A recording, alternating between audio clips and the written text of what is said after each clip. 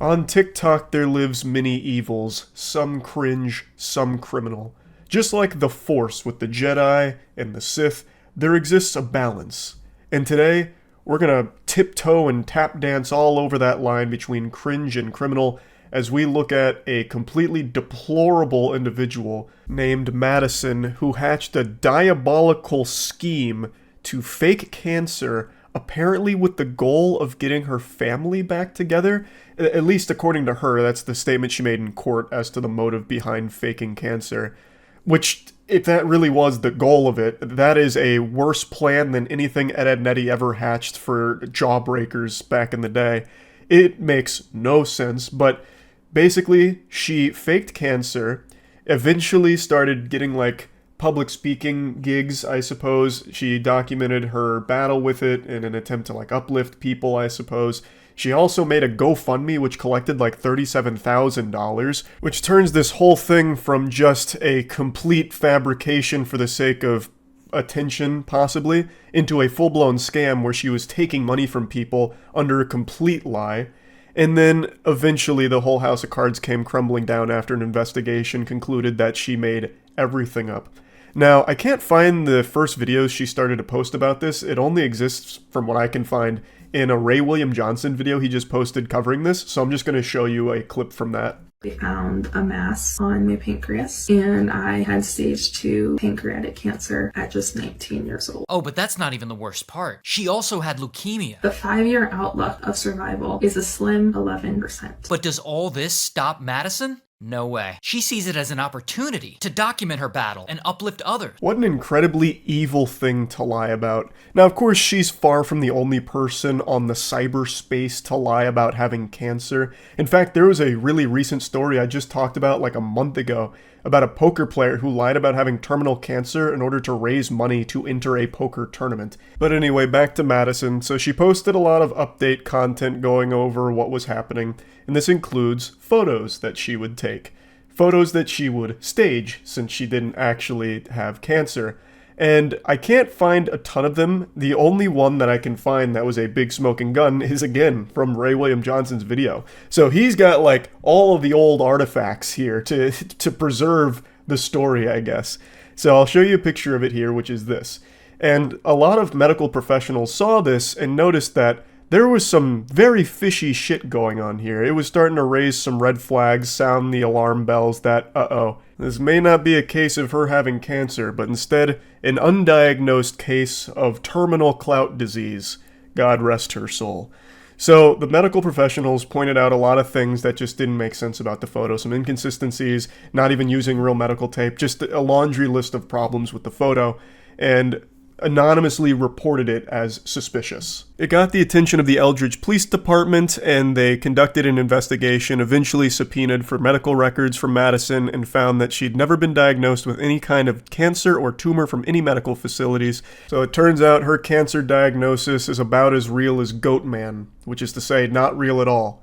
Sorry to all the Goatman enthusiasts out there, I don't mean to burst your bubble. I know it's a tough pill to swallow, but it is what it is. He's not real. But what is real is this mugshot right here. Madison was arrested in January. I also didn't mention that even outside of that one big photo that a lot of people pointed out and heavily scrutinized for inconsistencies, she was posting other photos that weren't hers, apparently. She would use photos from actual cancer patients and post them as if they were her updates, which is unbelievably evil.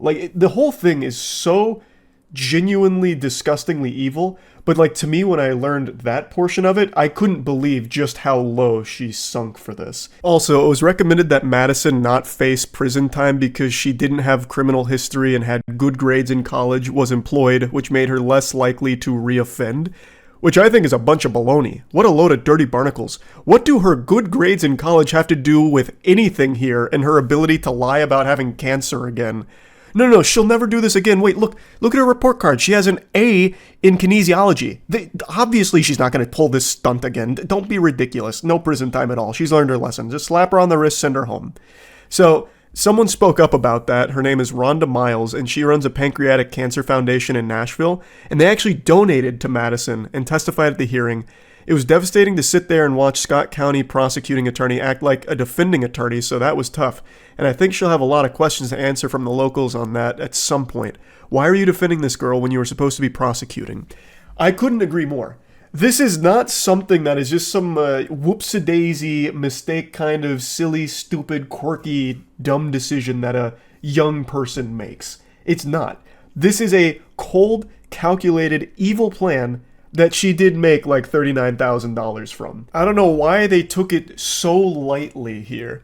But anyway, before I get to what her sentencing looked like, why don't I let you hear from her herself when she talked about this in court. 20-year-old Madison Russo pleaded guilty to a charge of first-degree theft after police said she pretended to have cancer and received donations online. I didn't do this for money or greed. I didn't do this for attention. I did this in an attempt to try and get my family back together. I saw a comment point something out pretty profoundly. It said her plan was to get the family back together, and it worked. They all came to court with her.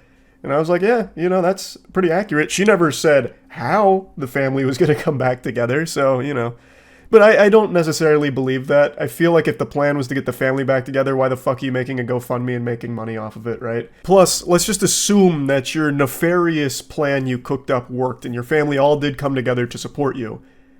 It's absolutely going to crumble when you don't go to doctors to get your treatment, right? So if the family came together, they would immediately know that you are a lying sack of shit because you would not be going to any of these treatment facilities and they'd want to support you, right? So they would immediately know that something is wrong since you're not actually getting any treatment from any medical professionals.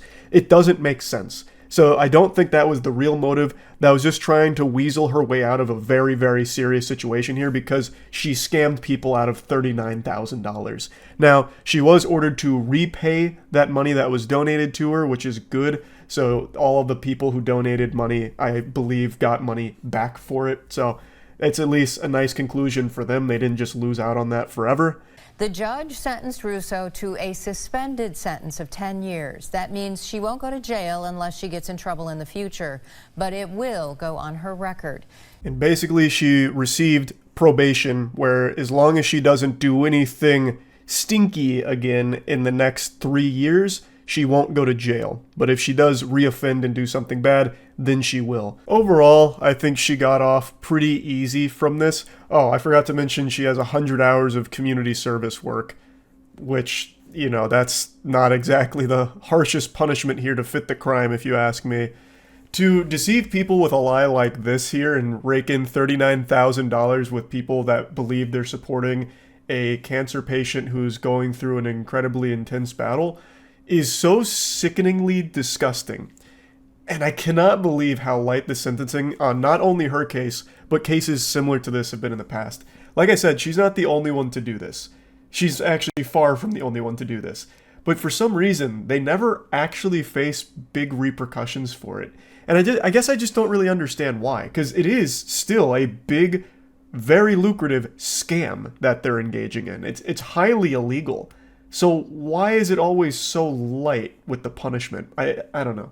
Sometimes they don't even face punishment. There's been a couple of times in the past online where people have faked cancer, got a bunch of donations, and then just left, vanished. And they, come back a couple of years later, pretend it never happened, and they're just fine. They don't get in any trouble or anything. I don't know. It's just so weird to me. But yeah, I wanted to go over this pretty evil case here of a TikToker being a big ol' sack of shit. That's about it. So yeah.